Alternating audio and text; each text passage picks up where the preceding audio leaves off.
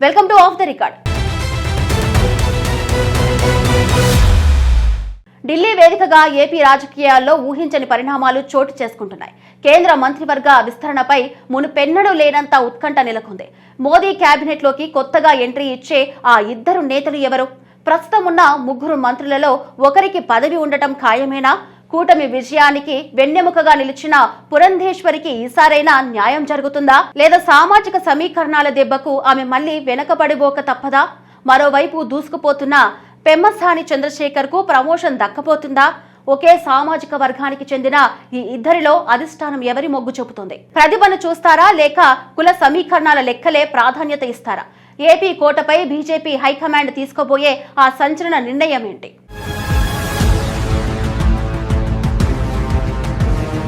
ఢిల్లీ పెద్దల ఆశీస్సుల కోసం ఆంధ్రప్రదేశ్ కూటమి ఎంపీలు గట్టిగానే ప్రయత్నాలు సాగిస్తున్నట్లు తెలుస్తుంది. ప్రస్తుతం ఉమ్మడి రాష్ట్రంలో లోక్సభ, రాజ్యసభ కలిసి మొత్తం 29 మంది ప్రజా ప్రతినిధులు ప్రాతినిధ్యం వహిస్తున్నారు. గత ఎన్నికల అనంతరం ఏర్పాటైన నరేంద్ర మోడీ ప్రభుత్వంలో ముగ్గురు నేతలకు మాత్రమే మంత్రి పదవులు దక్కాయి. రాబోయే విస్తరణలో ఈ ముగ్గురిని కొనసాగిస్తూనే మరో ఇద్దరికి కొత్తగా అవకాశం కల్పిస్తారనే ప్రచారం జోరుగా సాగుతుంది. రాజకీయ వర్గాల అంచనాల ప్రకారం ప్రస్తుతం ఉన్న మంత్రులను తొలగించే సాహసం అధిష్టానం చేయకపోవచ్చు. ఒకవేళ వీరికి తోడుగా అదనపు కోటా లభిస్తే కేంద్రంలో ఆంధ్రప్రదేశ్ కు అత్యంత ప్రాధాన్యత దక్కినట్లు భావించాల్సి ఉంటుంది. ప్రాంతీయ సమతుల్యతను దెబ్బతీయకుండా కొత్త ముఖాలను ఎంపిక చేయడం అధినాయకత్వానికి పెద్ద సవాల్గా మారింది. ఏపీలో బలమైన పునాది ఏర్పరచుకోవడానికి ఈ కేబినెట్ విస్తరణకు ఒక మైలురాయిగా మార్చుకోవాలని బీజేపీ యోచిస్తుంది. ఢిల్లీ స్థాయిలో చక్రం తిప్పేందుకు పలువురు సీనియర్ నేతలు తమ వంతు ప్రయత్నాలను ముమ్మరం చేశారు. మారుతున్న పరిణామాల నేపథ్యంలో తుది నిర్ణయం ఎలా ఉంటుందనేది ఇప్పుడు రాజకీయ వర్గాల్లో ఉత్కంఠ రేపుతుంది. గోదావరి జిల్లాల రాజకీయాల్లో నరసాపురం ఎంపీ శ్రీనివాస్ వర్మకు కేంద్ర మంత్రిగా అదృష్టం వరించింది. అయితే సీనియారిటీ పరంగా చూస్తే రాజమండ్రి ఎంపీ దగ్గుబాటి పురంధేశ్వరి పేరు అక్కడ ప్రముఖంగా వినిపిస్తుంది. వాస్తవానికి గత కేబినెట్ రూపకల్పనలోనే ఆమెకు అత్యున్నత పదవి దక్కుతుందని అందరూ ఆశించారు. పార్టీ అధిష్టానం అప్పగించిన ప్రతి బాధ్యతను ఆమె ఎంతో సమర్థవంతంగా నిర్వహించి తన మార్కును చూపించారు. ఆమె ఆంధ్రప్రదేశ్ బీజేపీ అధ్యక్షురాలిగా ఉన్న సమయంలోనే రాష్ట్రంలో కీలకమైన కూటమి ఏర్పాటు సాధ్యమైంది.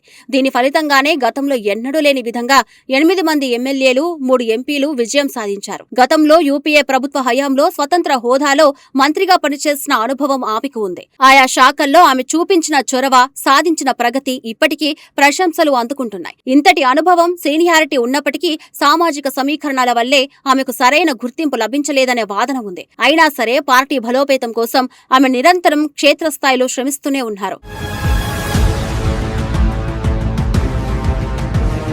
ప్రస్తుత రాజకీయాల్లో కుల సమీకరణాలు పదవుల పంపకంలో కీలక పాత్ర పోషిస్తున్నాయనడంలో ఎలాంటి సందేహం లేదు. సరిగ్గా ఇదే కారణం వల్ల పురంధేశ్వరి లాంటి సీనియర్ నేతకు కేంద్ర కేబినెట్ లో చోటు దక్కడం కష్టంగా మారింది. ఒకే వర్గానికి చెందిన నేతలకు ఎక్కువ పదవులు ఇస్తే ఇతర వర్గాల్లో అసంతృప్తి వ్యక్తమయ్యే ప్రమాదం ఉన్నట్టు తెలుస్తుంది. ఢిల్లీ పెద్దలు కూడా రాష్ట్రంలో ఉన్న సామాజిక సంతులనాన్ని కాపాడడానికి గట్టిగా భావిస్తున్నారు. ఈ నేపథ్యంలోనే సమర్థత ఉన్నప్పటికీ కొందరు నాయకులు వెనుకబడిపోవాల్సిన పరిస్థితులు ఏర్పడుతున్నాయి. రాజకీయ ప్రయోజనాల దృష్ట్యా పార్టీలు కొన్ని కఠినమైన నిర్ణయాలు తీసుకోక తప్పడం లేదు. అయితే కేంద్ర నాయకత్వం కనుక ఒక స్పష్టమైన నిర్ణయానికి వస్తే ఈ లెక్కలన్నీ తలకిందులు కావచ్చనే టాక్ వినిపిస్తుంది.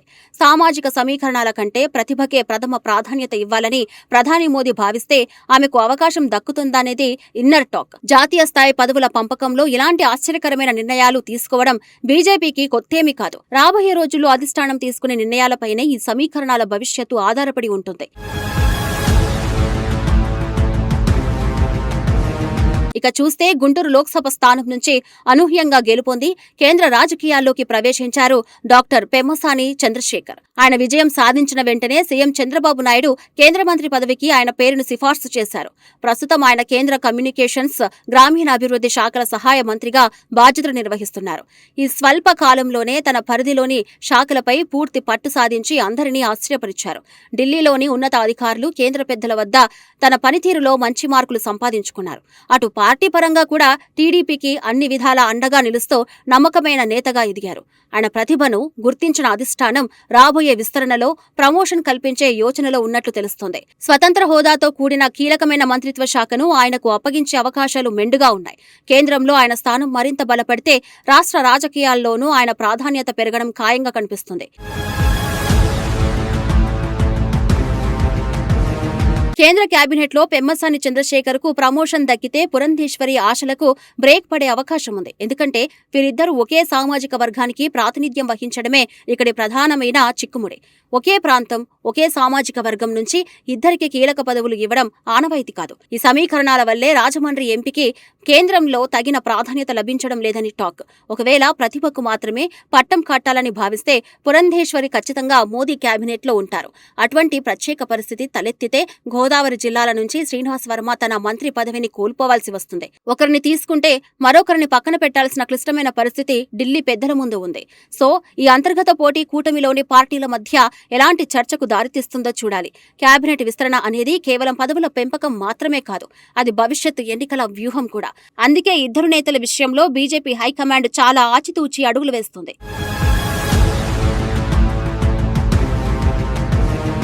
ప్రస్తుత పరిణామాలు ఎలా ఉన్నప్పటికీ పురంధేశ్వరి మాత్రం తన భవిష్యత్తు రాజకీయ వ్యూహాన్ని స్పష్టంగా సిద్ధం చేసుకున్నారు.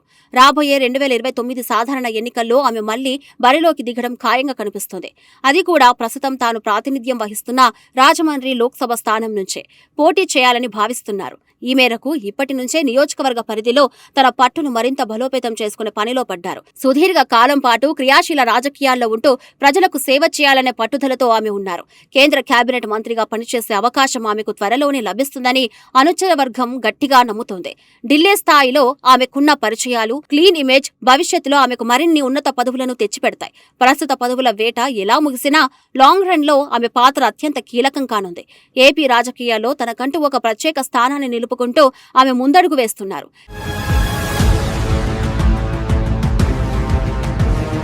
కేంద్ర కేబినెట్ విస్తరణకు ముహూర్తం దగ్గర పడుతూ ఉండటంతో ఏపీ రాజకీయాల్లో సమీకరణాలు వేగంగా మారుతున్నాయి. పదవుల పంపకంలో బీజేపీ అధిష్టానం తీసుకునే తుది నిర్ణయంపైనే అందరి దృష్టి నిలిచింది. ఒకవైపు అనుభవం, మరోవైపు యువరక్తం మధ్య సమతుల్యతను సాధించడం ఢిల్లీ పెద్దలకు సవాల్గా మారింది. పురంధేశ్వరి లాంటి సీనియర్ల సేవలను గుర్తిస్తారా లేక పెమ్మసాని లాంటి యువ నేతల వేగానికి ప్రాధాన్యత ఇస్తారా అన్నది తేలాల్సి ఉంది. సామాజిక సమీకరణాలు అడ్డుపడితే వాటిని అధిగమించడానికి అధినాయకత్వం ఎలాంటి వ్యూహాన్ని అమలు చేస్తుందో చూడాలి. ఏది ఏమైనప్పటికీ ఏపీకి కేంద్రంలో మరింత ప్రాధాన్యత లభిస్తే రాష్ట్ర ప్రయోజనాలకు అది ఎంతో మేలు చేకూరుస్తుంది. కూటమిలోని పార్టీల మధ్య సఖ్యతను కాపాడుకుంటూ పదవుల సర్దుబాటు చేయడం ఇక్కడ చాలా అవసరం. రాబోయే ఎన్నికలను దృష్టిలో పెట్టుకుని బీజేపీ హైకమాండ్ ప్రతి అడుగును చాలా వ్యూహాత్మకంగా వేస్తుంది. ఈ అంతర్గత పోటీ చివరకు ఎలాంటి రాజకీయ పరిణామాలకు దారితీస్తుందనేది ఆసక్తికరంగా మారింది. ఢిల్లీ నుంచి వచ్చే అధికార ప్రకటనతోనే ఈ సస్పెన్స్ కు పూర్తి స్థాయిలో తెరపడనుంది. అప్పటి వరకు ఈ రాజకీయ ఊహాగానాలు, సమీకరణాల లెక్కలు నిరంతరం సాగుతూనే ఉంటాయి.